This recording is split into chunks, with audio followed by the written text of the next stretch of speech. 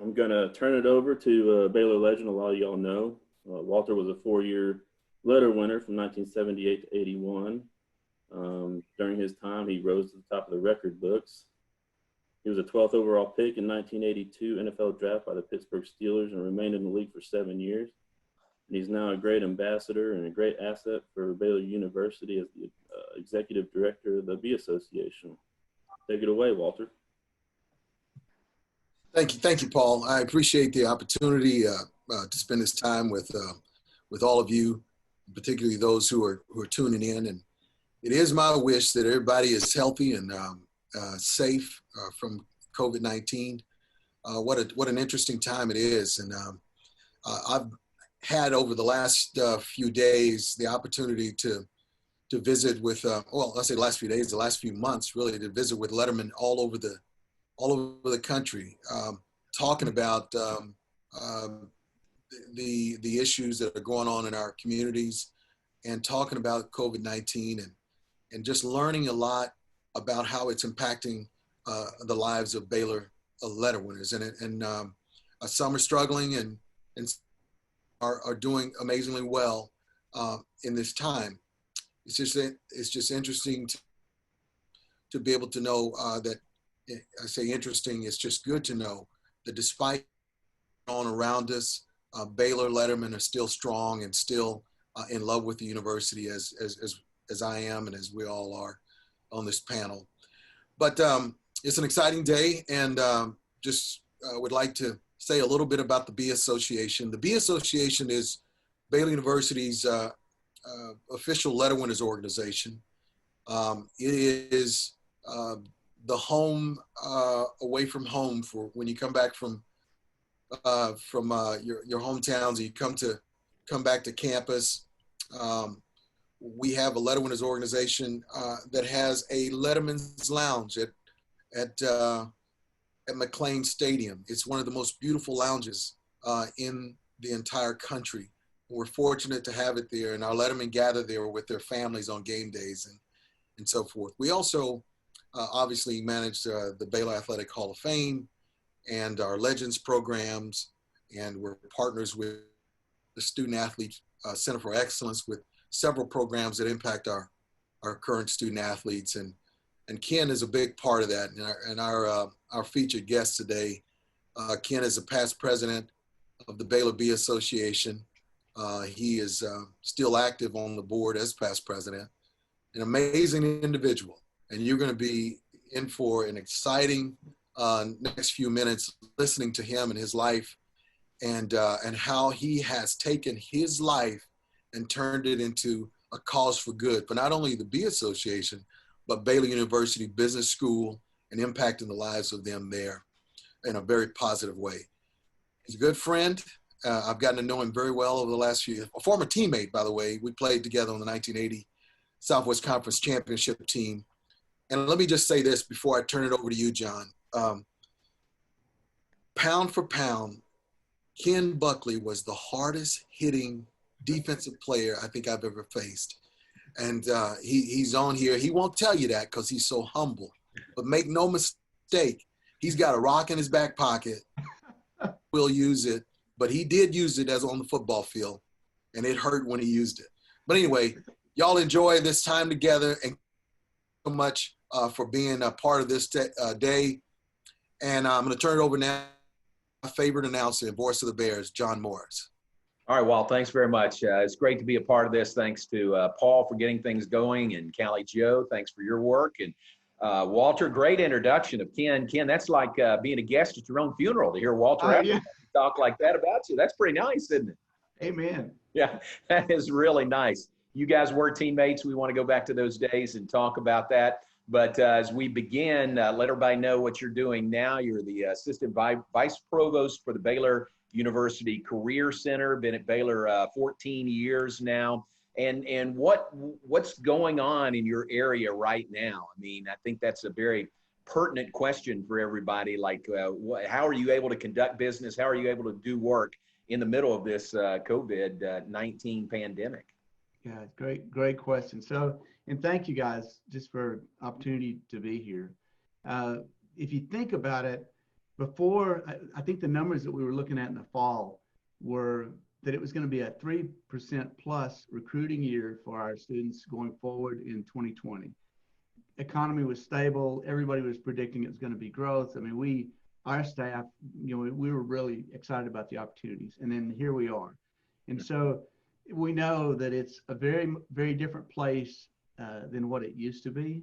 And if you think about it, it's probably the most economically challenging environment that I've seen really in my lifetime with respect to how quickly things changed. And can you imagine being a student and trying to go out into this marketplace and sort of find your way? And not only is it a struggle for them, but for the many people out there that are either getting laid off or furloughed. So just a quick piece on sort of the numbers of what's going on in the Career Center.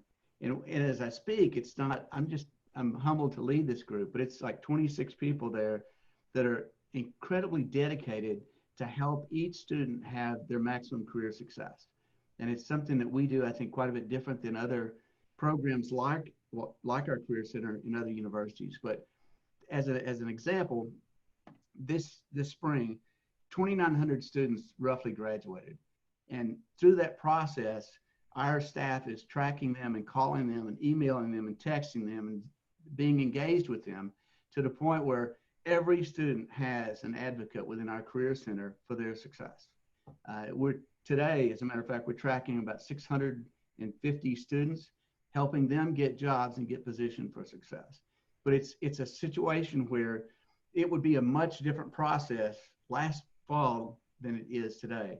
And what happens is you're not only helping the student try to just get confidence to re-engage in the process, but just to try to help them get connected to either alums and create the networking process or search for those employers, those industry areas that are still excited and looking for talent.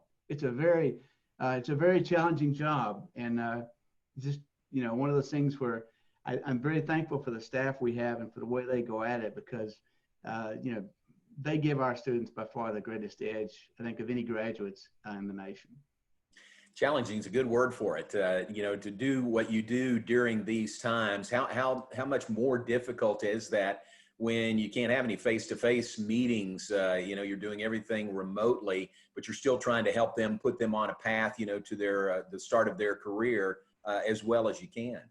Yeah, and if you think of it, that's going forward for the fall.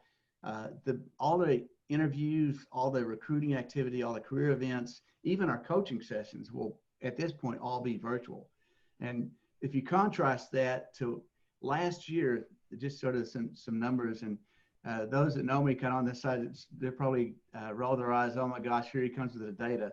But for us, it's like, how do you know where you are, and how do you push yourself to be better? And the way we do that is just to measure those data points. So last year, we had 38,000 student engagements. This is just a staff of 26, right? And on top of that, there was 400 career events. And through that 400 career events, there was like 2,700 interviews on campus. And if we had, I want to say, nearly 6,000 actual individual face-to-face coaching sessions with students. I mean, just the engagement part was such a big part of what we do, and such a difference than what many other places do because of the intentionality and really what we try to do to get our students positioned for success. That last year led to 83% success of our students. So that 83% of all the students that graduated last year either had a job or a path into grad school, or they were going into another area that qualified. But that's a nationally ranked type number from Baylor University. And I think it's a testament to not only the students, the alumni, the folks that are out there that participate in the networking support, but also to the staff we have that helps drive that. Ken, I mentioned you've been back at Baylor 14 years. I think people would be interested in your path after graduation. What was the path that eventually led you back to Baylor? Oh gosh. So, it's funny. We talk about in our classes, we teach career classes as well, the staff does. I think we teach about 2,400 students a year. We would call it career chaos. So it's basically, if you were to line it up and you'd say, okay, I'm going to get this degree in this major, and it's going to be a direct path to the corner suite. Yeah, right. Hardly anybody ever does that. And my path was very different. So as I left Baylor and I had a BBA in marketing and entrepreneurship, long time ago, I went into technology. So I was microelectronics, semiconductors, that type of thing. And it at the time was a very, very volatile industry. I mean, I was there for 25 years and executive most of that. And it was just a roller coaster ride of layoffs and growth and layoffs and growth and IPOs and changes. And so if you think about that process, as I rode through that, one thing I learned through that was always trying to find the talent that would help you get to the next level. And people that were not only resilient to that change, that volatility, but also those that just were willing to push themselves a little harder than others. And for me, as I went through that process, I feel like I had a really good perspective on what makes a difference for professional success. You know, what's the professional attitude? What's the emotional intelligence? What are those things? What are those attributes that, whether it's in the C-suite or whether it's in board meetings or whether it's in, you know, your operational area, that you can make a difference. And not only that, but it's just not that for the work. It's the fact that you feel like you're doing something that's of value. So as a kid, growing up in a small little town in Childress, Texas, I saw my dad, he was crippled with polio at 10. So growing up, I saw him with a size 7 foot and a size 9 foot and, you know, some real struggles physically. And you watch your dad go through that, and he never once complained. He didn't know the word quit. And you watch that and you watch him. He was a Golden Gloves boxer. He was a scratch golfer. He was a mayor of a town and a successful business guy. And he active in our church and Sunday school teaching. And so you got a chance to watch somebody that was dealing with adversity every day of their life. I ended up at the same time, you know, as a young kid, ending up with orthopedic issues. I wore leg braces for several years. You know, I looked like and I hope I don't get in trouble with this, but I looked like a young Forrest Gump, okay? Because of the leg braces. And it was a thing for me. Normally, if I would have had to experience that without seeing my dad go through it, I would have looked at it a lot differently. Instead, seeing how he dealt with it, it just, for me, it was one of those things where God's got a purpose. And that purpose is just to do the best you can and know that whatever obstacles that you're facing is going to make you better along the way. And so as I went through this process and got better and finally got to where I was able to be more normal, if you will, it helped me have a background that just like every day you push yourself. So going through, you know, the process of being a young adult into that with that same type of, I think, attributes, going into the professional side, and then deciding at one point, you know, I really would like to, if I could pick a job today, I would like to either coach or teach. And that was and I looked at my wife and said, hey, honey, are you ready to make a change? I'd really like to do this. And she, you know, courage that she had said, yeah, knowing that it would be a significant change. And it just was a natural thing to be led into an opportunity where you get to talk to students about hopefully finding their careers or finding their passion or chasing their dream. And not only just a thought process, but putting together with hard work and effort and being able to make those things come together. So it went from, you know, basically, you know, going from Baylor into the professional circuit, then stepping out of that, going into basically an academic area. And we grew an academic area that was focused on MBAs at Baylor, and then into basically a business school environment, then an engineering computer science environment, and then really university-wide environment. And with the whole purpose of helping drive students to be the best that they can be with their potential, and not seeing life as, you know, adversity, but seeing it as opportunity. So that's sort of a long-winded story of the deviation around the corner, but I feel very happy and blessed to be where I am today and to work with the people that I work with in the university. It's a really good story. Thanks for sharing that with us. Sounds like your dad and the adversity that he overcame, it really helped mold you and really helped shape, you know, the man that you became. For sure. What about, you were a business major at Baylor. Was it always business? I mean, when you came to school, was that a direct path for you? You know, my end goal, my dad had a clothing store back in Childress, you know, and in those days, it was back in the days of leisure suits and, you know, all kinds of really interesting fashions. So and we thought that's just going to go on forever, right? So talk about a change. But my plan was to go to Baylor, get a degree in marketing, go out and do several years of work in an area where you're basically involved in clothing or apparel or in a business type piece, and then go back in with my dad and be a part of that business. And that was my path at that time. And you just never know. So it went from basically a real clarity of what I wanted to do, that total change to go into technology. And as I went into technology, the only thing I really knew about electricity was it would shock you, and so going into that where you're actually involved in microcircuits and dealing at a very high technical level in fabs and other things and with design rules, and it was just quite a change. But the fact that you are happy to sort of see those as opportunities as opposed to adversity, I think made a difference. That's great. Great story. I'm sure there's some pictures out there. If your dad was in the clothing store, this was the 70s. You mentioned leisure suits. Walter, I know you're tuned in. We need to track down some of those Ken Buckley leisure suit pictures. That'd be pretty cool. They exist, don't they, Ken? Well, somehow my staff got that. And so usually every semester as we're going through it, I'm trying to do a pitch to the class with some level of seriousness. They flash a picture of me up on a wall in a leisure suit, with of course it's shirts unbuckled, your collar's out to here, yes, got a gold chain on, you look like you're waiting for, the next Dance Fever movie. That's great. Pretty scary, pretty ugly, yeah. Hey, I'm right there with you. I was the same generation, so I'm right there with you. I just didn't have access to a clothing store like you did. Want to remind everybody that's tuned in, we would welcome your questions for Ken. There is a Q&A box you'll see at the bottom of the screen. Just type your question in there, and Callie Joe will funnel those to us. So we would welcome your questions. I've got plenty of questions, but we'd love to hear from you also. When you came to Baylor, or back in high school, was it football all the way? Did you play several sports? And what was that path like athletically that got you to be a member of the Baylor football team? Great question. So it was growing up in a small town, and I think that's an awesome thing. So I led it in basketball, track, golf, and football.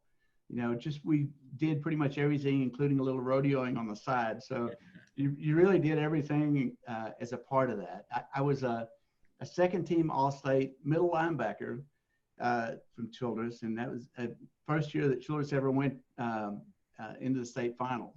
Nice. So my playing weight was 146. Wow. So, and I remember when I came to Baylor, so I had offers from small schools. And I remember we had great coaches in high school, Coach, Jackie Smith and Charlie Johnson, and they sort of fudged on my weight as I was going to look at, and they were telling people I weighed 170. But when I went to Baylor, I decided that out of all the places I really wanted to play, I felt like where it counted. So I wanted to go in the Southwest Conference, and Baylor had this Christian image, and also Coach Taft, who just was such an inspirational guy. So I walked on there, and as I came in and took my first physical, I had beefed up to 150. So, and I remember Skip Cox was there. And gosh, he's such an awesome guy. And Skip said, son, what position are you going to play? And I said, linebacker. And he laughed and he said, you see those guys over there? Yeah. And I'll never forget, it was Tim Black, Johnny Slaughter, Shane Nelson, and Jerry Harrison. These are like beasts to human beings. And he goes, those are linebackers. And I said, yes, sir. And he looked at me, and I didn't say anything different. So he just shook his head and he said, I'll pray for you. That's great. That was really the play, showed up and immediately went from being, a linebacker to like in 2 hours being moved to the secondary. So it's also kind of funny. I had never in my life, in fact, when we played, we thought backing up meant that you were afraid of something. So it wasn't really the first thing that you would do technique wise. And my time on a back pedal was somewhere near some of our linemen. So I had a lot of room for improvement. That's great. Was there, you being from West Texas, from Childress, was there kind of a connection with Coach Taft and his background at, from Snyder High School? Did that play out at all? It really did. Part of it was he told me after, we really didn't have any exchanges at all. He was so busy. But after we put on pads, I think I had a chance to sort of make an impression. And he told me he was the smallest guy on his team and that he played linebacker, and his thing was hustle and hit. And so he sort of saw a little bit there, and he was a really, sort of like a shining light of encouragement to me on that part, that he would even speak to me, because of, you have to remember all the talent that we had on those teams, and just, guys going to the pros, and, just amazing talent. So just the fact that the head coach would say something to you was like, oh my gosh, I think he just made my day. Yeah. So. That's pretty cool. Part of some really good teams, obviously. 78 was a rough season, turned it around late, went over Texas to end 78. 79 Peach Bowl season. I want to ask you about this, and I'm always interested in your guys who were there when it happened. When Kyle Woods got hurt, was it the week before your season opener in fall camp prior to the 79 season? What do you remember maybe about that day or the aftermath when Kyle got hurt? It was just heartbreaking, absolutely heartbreaking. You get sort of conditioned injuries, because you're a lot of bodies flying around and a lot of stuff happening. And we had great trainers and great, everything was set up properly, but just one of those things. And you see everything going from, you think about yourself saying, treat every day as if that's the last day. You don't have a promise of tomorrow, but you witness it right there, right? So to me, it was just such an incredibly sad thing. And then we had to, as it was just, one of those things where, man, he was a great guy. You think about it, he couldn't contribute after that physically. But the rings that we had from the 1980 team had his number on those. Kind of get choked up. Yeah. And it just for a guy like that to have the impact that he made through that. And we just watched him grow and watched him fight and watched him never give up. Yeah, a lot of inspiration right there. And a lot about what it's great about Baylor. Yeah, he really was a rallying point for you guys. Everybody supported him, from when he was there, when he was playing, to the time he got hurt, till the day he passed away. You guys really kept him as part of your team. He was one of your teammates that entire time. I remember he was there in a wheelchair on the sidelines at the Peach Bowl. You beat Clemson in the Peach Bowl in 79. That was a real springboard, wasn't it, for the 1980 championship season? Oh, God, yeah. Yeah, for sure. And, that's, we talk about the B Association and just the vehicle that it is to really help. And I bet there's so many things that go on that Walter's involved in and others in the organization that nobody ever hears anything about. But it's just being there for all the letter winners and people that participated and were involved and the stuff. Gosh, the stories that teammates could tell about the things that they did and the involvement that they had. And I don't think any of us that were around that time will ever forget Kyle Woods and will ever look at things like that the way we would have without that. Yeah. So that just kind of goes back to, I truly believe that God uses everything. And I really believe that the purpose is that we may not like it, we may not understand it, but there's a reason. And if you get into the bare essence of your faith, you just do the best you can and push through it. And man, he lived that every day. 1980 Southwest Conference championship season, you guys blew everybody away. You won the Southwest Conference by 3 full games, went to the Cotton Bowl. What was that season as a whole like to be a part of a championship season? Jeez, that was just incredible. It was a rocket ride. To me, I experienced my third knee injury in 2 days. And so I was able to play 2 games in the 1980 season. And just kind of the rest of the time I watched. And my wife at the time, we just got married. She would tell you that I was probably the absolute worst human being to be around on the planet. Because to me, running into people in football was probably one of the most important things in my life at that time. And you have to watch it, but you see all the stuff that's going on. Everything's coming together, and it was one thing for me to be able to participate and just to have it every day out there. But it was another thing to just have to kind of watch it from the sides. But from the sides as a spectator, it was just an incredible appreciation of the way everybody worked together. I mean, there was such focus, such commitment to the job at hand. It was just really, really exciting to watch. I would have much rather been there, but it was really something to watch. Yeah, great memory, great season, one of the best all time. So really fun to get your thoughts about that season and your time on the field. Fast forward a few years, and you are the president of the B Association, the Letterman's Association. You've always been involved in the B Association. What is it about that or your character, I guess, your makeup, that makes you want to be involved and give back in that way? Gosh, well, I think it's a natural thing to want to be participate in something that's given something to you. And, the other thing about it is the folks that are in the organization. So, if you spend 2 minutes with Walter or with, Tammy or Lauren or the people that are there, you realize what kind of a quality, caring organization that it is.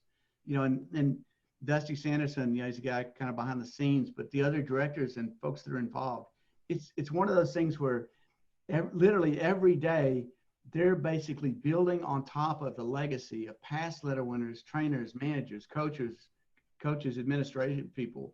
And their whole process is to just keep that going forward. And if anything, kind of add a little bit to it. I also tell you, I had an opportunity being as a past president or president previous to go to a National Letter Winners Convention.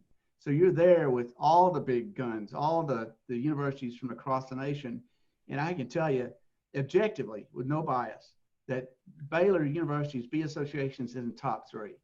I mean, it is one of those things where you look around and you look at what we do and what they do and how they do it, how they support the student athletes and how they take care of other things and how they work with alums, and just the energy, the professionalism, the foundation that they have and that they built from, and it is just incredible. I mean, it would make you so proud just to know how they are viewed versus the rest of those folks that are out there. And when we had the national conference at Baylor, basically in Waco, that's the one thing about it is everybody said, oh my gosh, this is just a first class operation. And it was the next group that had, I think it was A&M that went after that. They're like, oh, gee, I don't want to follow these guys.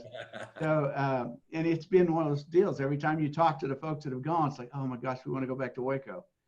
But it's just, if you had a chance to really objectively look at what Walter and his staff do and the things that they do for student athletes and the way that they truly get engaged and support letter winners that have gone on, like this past season or 30, 40 years past, it's amazing.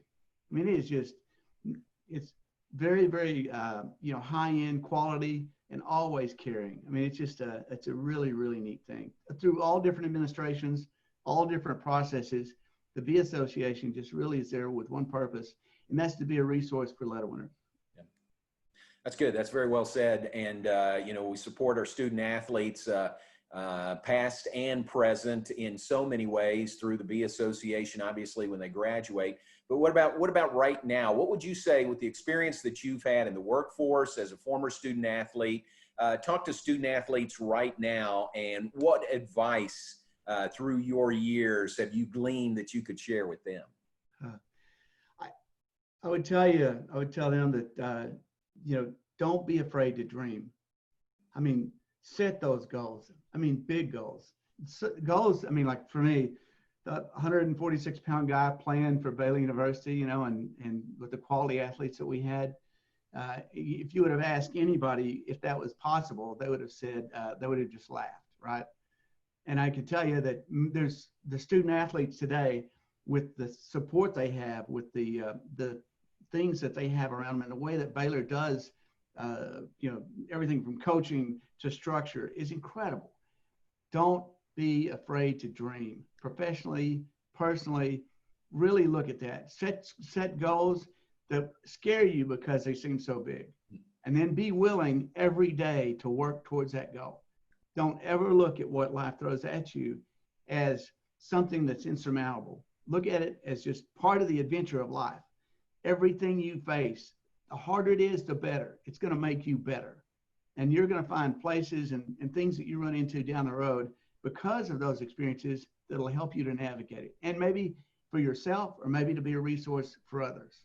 And also tell you that there are no guarantees. You know, just like you talked about Kyle, you know, there's no guarantees of tomorrow. You know, don't ever take today for granted.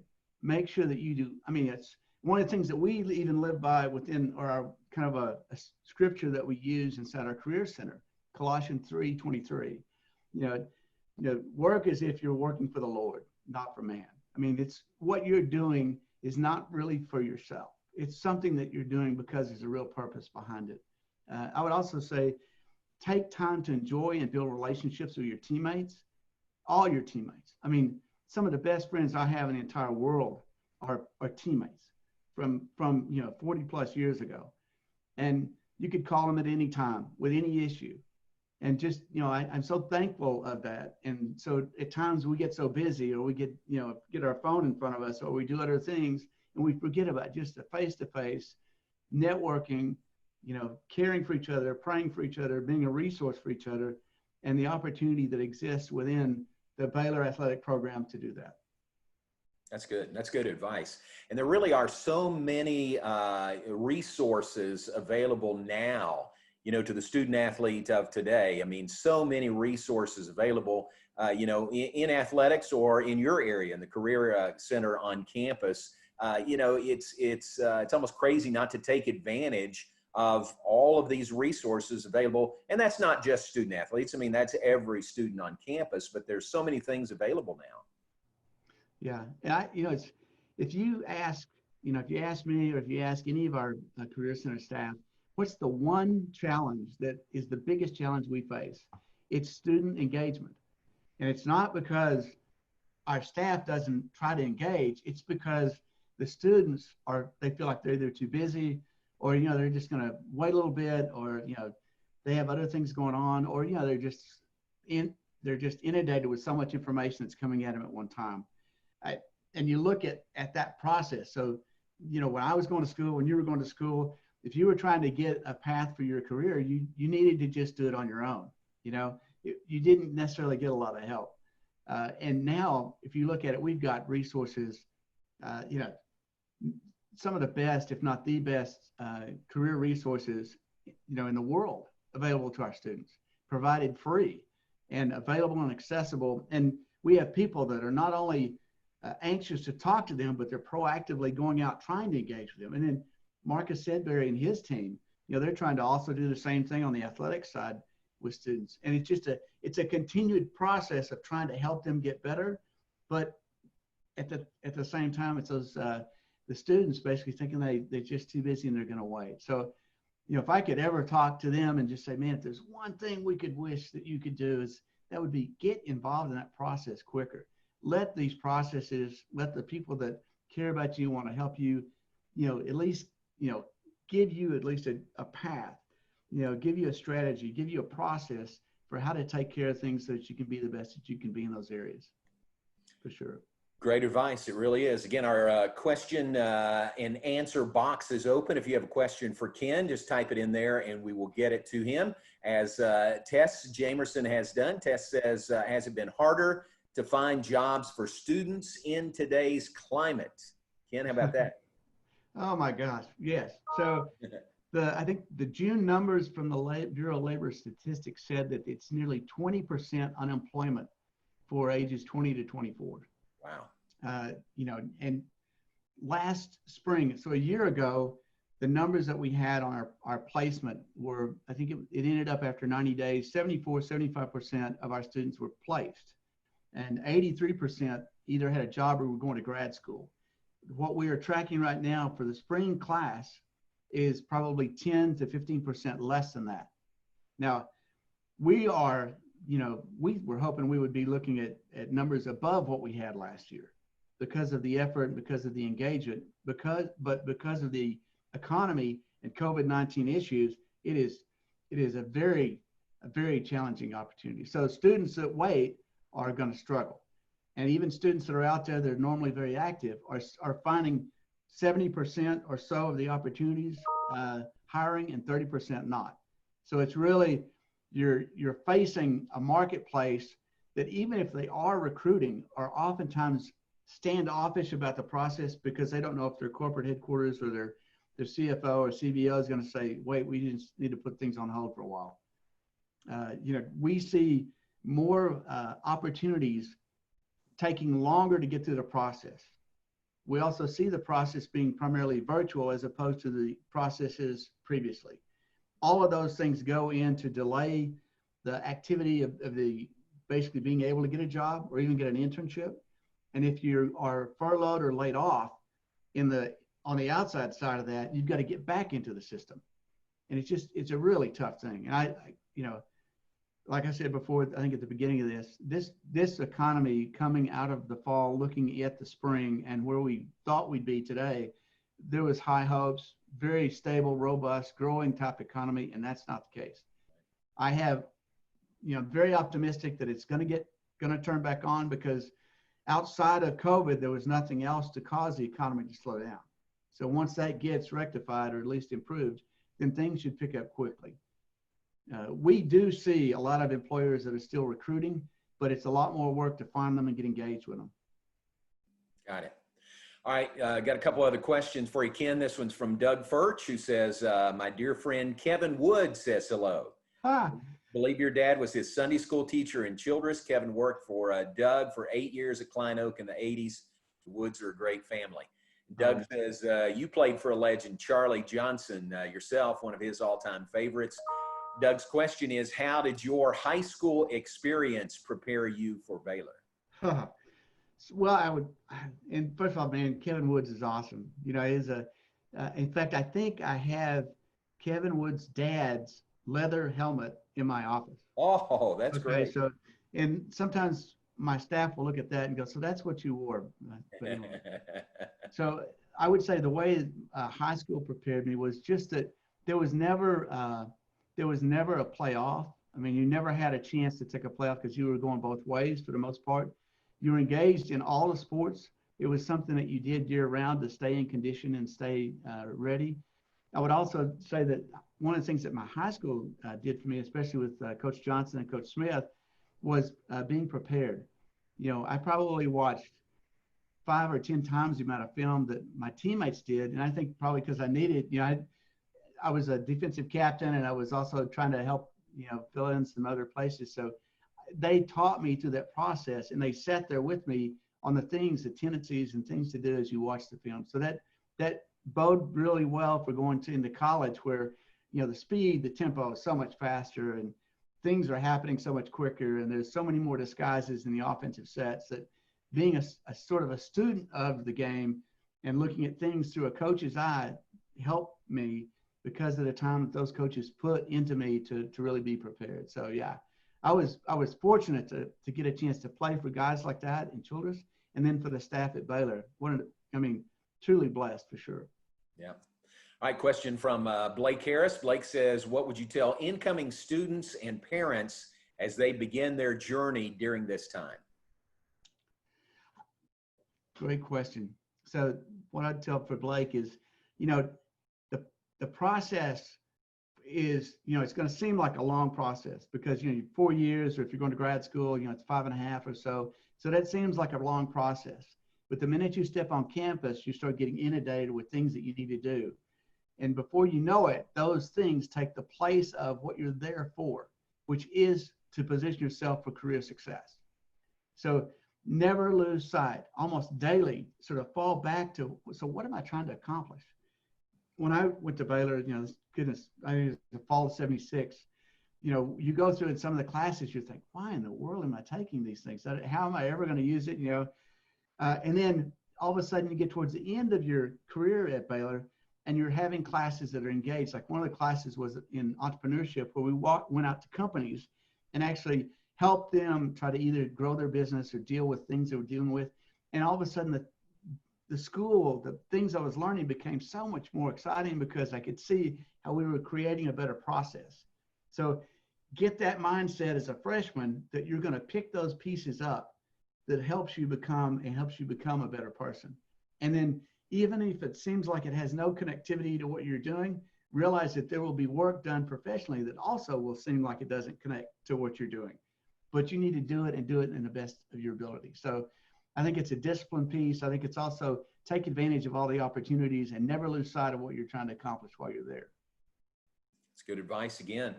Another question, this one comes from Rob Ingram. He says, Ken, how do our facilities, i.e. the Letter Winners Lounge, compared to other schools around the country? Oh my goodness. You should have seen the look on the faces of all of the other Letter Winners Associations when they walked into the B Lounge. That's great. I mean, it was spectacular. I mean, they went through, then we took them through the facilities, and we walked them through really the whole process and the structure. And I can just tell you that with the exception of a few places, Baylor's process is head and shoulders above anything else that's out there. And I know we Walter and his staff are gracious to let others in the university use that facility.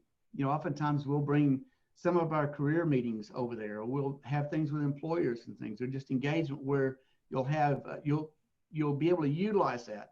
And every time we do it, it's people look at that like, goodness, I had no idea. I mean, when you see the medals of honor on the wall, or you see the Heisman Trophy, or you see the gold medals, and you see the things that go back to the history, and you see how all the sports are interconnected, and it's a unified piece, and it's all there just because the people that really care for it, administrate it.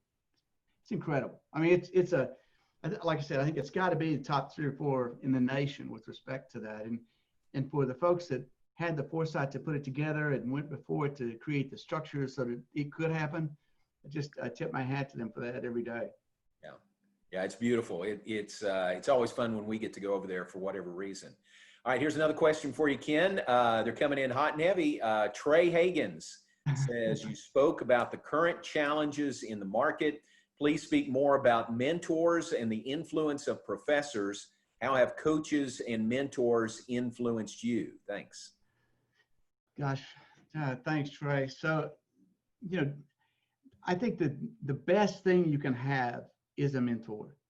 I mean, even as I look to my dad, as I look to coaches, even as I look to teammates and things like that. And then professionally, as you look to others that have sort of been there and done that and can sort of share insight and wisdom in you to help you become better, quicker.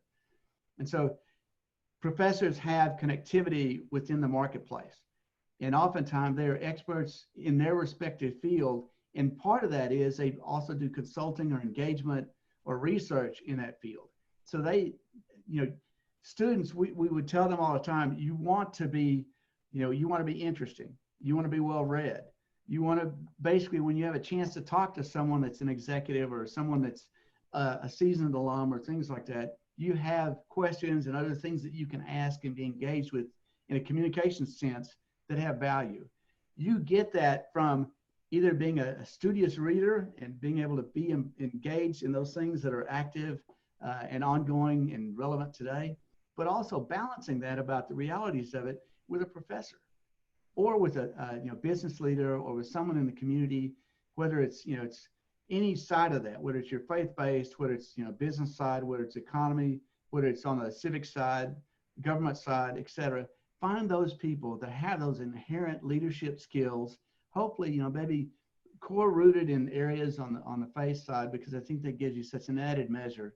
Not to say it's just that's the only way, but just to say, to be able to look towards network and to be able to engage with those folks. And I can see, like, you go to class and we know some of the professors and others that are just so incredibly gifted, and students stream in, students stream out, and that professor is there. And they would walk up and say, hey, I have a question about this or that. And they immediately get that time with that person. And if it was on somebody on the outside trying to have that, they would never have that access. And the other thing is, we have events all the time where we bring in alums into Baylor, into the area, so that our students and even other alums can engage and be involved in that. Baylor has such an exciting, engaging group of alums. I mean, we realize that we're a small university in the middle of Texas, but we don't act like it when it comes to performance and impact. And part of that is because of all the value that is brought together by all the folks that are outside, and a willingness to be engaged and supportive, and to, so to me, networking is just critical. And it's one of those things that we teach it in our career classes and spend a lot of time on that. But goodness, being able to avail yourself to those folks, professors, other people administratively in Baylor, it's really a great asset. Yeah, that's good. All right, we'll wrap things up with this question, Ken. We would be interested in you sharing your fondest memory of your time at Baylor. And maybe that's when you were a student athlete, or maybe it's now working at Baylor. But what would you say is your fondest memory of your time at Baylor? Wow. So I absolutely, I mean, every day I think I hit the lottery by being here helping students. So I get to do the coaching, teaching thing, and just to be with, and actually with the staff and the folks that I work with. But probably something that stands out to me is, Coach Staff gave me a scholarship as a sophomore. That year at 77, we had a football awards banquet. And I'm terrible at honking my own horn. So this, but that in that banquet, I was given 2 awards, a Specialty Team Man of the Year and the Fighting Bear Award. And both of those were picked by your teammates. And to be honored by that, by those teammates, I mean, the quality of those individuals in the room that thought enough of me to say that that's those awards I was deserving of, that was just something, I couldn't even believe it. And the other sort of a flip side of this, my girlfriend, who's now my wife of 40 plus years, was there with me. So it was one of those things where, you're always trying to tell her that you're a good guy. And it was like, hey, for once, So, but it was, I would say that's really a fond memory. And honestly, it's hard to separate because it's really been just such a blast the whole way through. It's a great answer. That's a great memory. It is. Well, appreciate your time. It's great to catch up with you. We've known each other for a long time, but I learned a lot listening to you today. So I appreciate that. We're going to turn things back over to Paul Thorpe to wrap things up. Paul. On behalf of myself and Baylor alumni, I just want to thank Ken and JMO and Walter and the B Association for help. Sorry, I'll start over. On behalf of myself and Baylor Alumni Engagement, I just want to thank JMO and Ken and Walter and the B Association for helping make this a great event. And I want to thank everybody for attending today. And I just want to thank everybody for coming again. And y'all have a great day. Thanks, Ken. Thanks, John. Y'all have a good one.